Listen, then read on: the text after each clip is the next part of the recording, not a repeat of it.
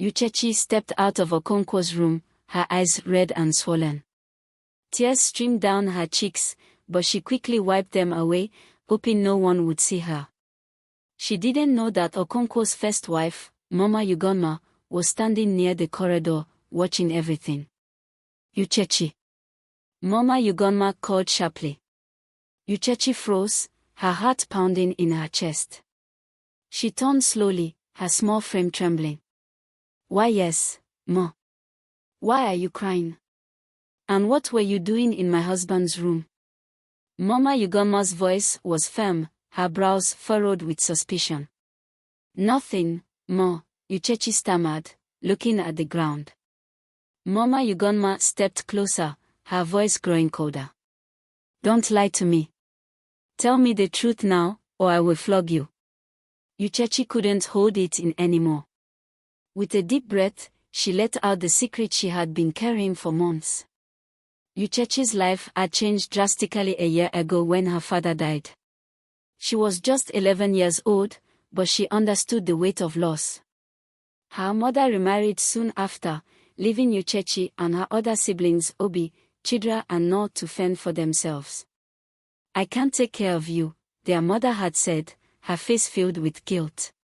You'll manage somehow. Obi tried his best to look after Uchechi, Chidra and Nor, but life was hard. They had no money, no home, and no one to turn to for help. That was when Chief Okonkwo, a respected elder in their village, approached them. I'll take care of the girl, he told Obi.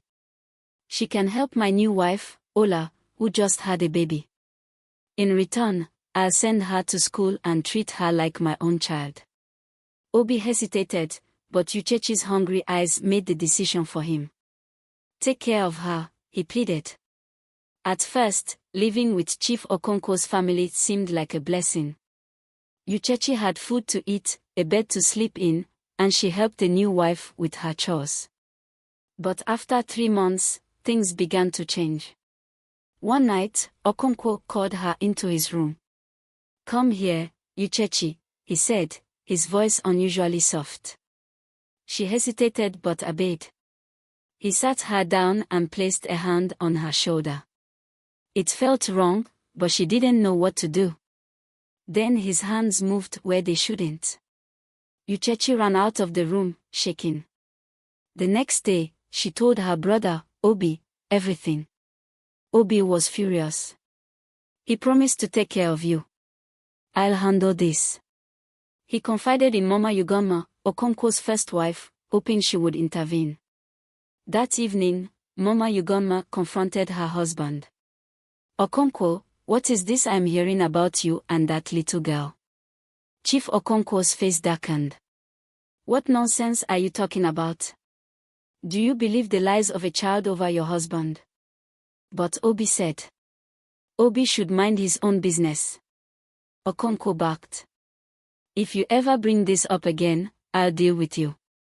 Mama Ugonma fell silent, but the seed of doubt had been planted.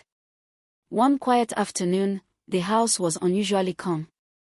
Uchechi was in Okonkwo's room again, tears in her eyes as she came out. She thought no one was around, but Mama Ugonma saw her. This time, Mama Ugonma demanded the truth. What has been going on between you and my husband? Tell me everything. At first, Uchechi refused, but under the threat of being flogged, she broke down. She told Mama Ugonma about the nights in his room, his threats, and her fear of being thrown out. Mama Ugonma's face turned pale, then hard with anger. She took Uchechi inside and checked her. The signs were there. Uchechi was telling the truth. Unable to bear the shame and anger, Uchechi ran to Obi, her elder brother again. He did it again, she sobbed. Obi clenched his fist. Enough is enough. The next morning, Obi marched to the village king's palace. He told the king everything, sparing no detail. The king was furious and immediately summoned Okonkwo.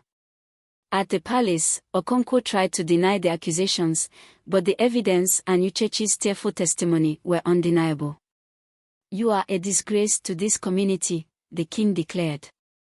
You promised to care for this child, and instead, you harmed her. You will face the full consequences of your actions. Okonkwo was publicly shamed and the villagers talked about it. After the incident, Uchechi was taken in by a kind widow in the village who promised to care for her and send her to school. Obi visited her often, his guilt heavy on his shoulders. I should have taken you with me, he said one day. You did what you could, Uchechi replied softly. You believed me, and you fought for me. That's what mattered. And so, Uchechi began to heal, her heart slowly finding peace after months of pain.